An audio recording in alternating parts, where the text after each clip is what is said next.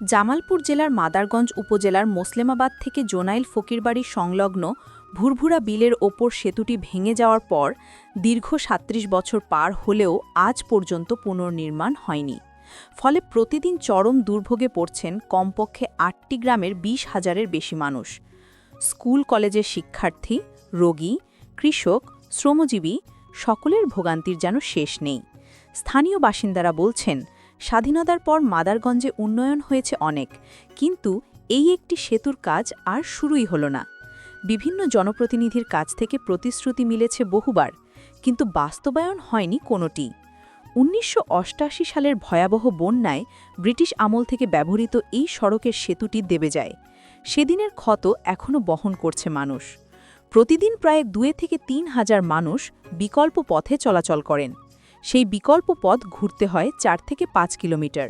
বর্ষায় পরিস্থিতি আরও ভয়াবহ হয়ে ওঠে। কাদামাটি, পানি, দুর্ঘটনা, অ্যাম্বুলেন্স ঝুঁকি সব মিলিয়ে মানুষের জীবন যেন দুঃসহ। শিক্ষার্থীদের কষ্ট সবচেয়ে বেশি।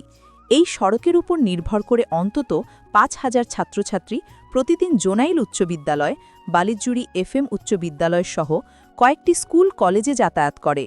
পরীক্ষা বা ভরা বর্ষায় তাদের চলাচল হয়ে ওঠে বড় চ্যালেঞ্জ। এই সড়কটির রয়েছে দীর্ঘ ইতিহাস।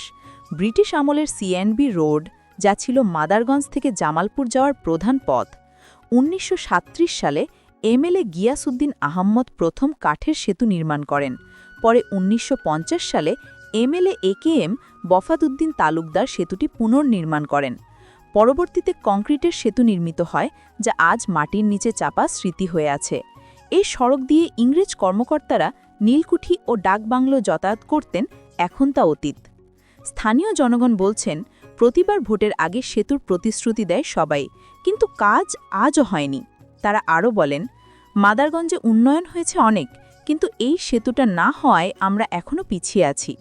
এলাকাবাসীর দাবি পরিষ্কার, ভুরভুরা বিলের ওপর দ্রুত নতুন পাকা সেতু নির্মাণ, মোসলেমাবাদ জোনাইল সড়ক জরুরি ভিত্তিতে পুনর্নির্মাণ। এই সেতু ও সড়ক পুনর্নির্মাণ হলে ৩০ থেকে ৩৫,০০০ মানুষের জীবনযাত্রা বদলে যাবে। যোগাযোগ ব্যবস্থায় আসবে বড় পরিবর্তন। শিক্ষার্থী ও রোগীর দুর্ভোগ কমবে। কৃষিপণ্য পরিবহন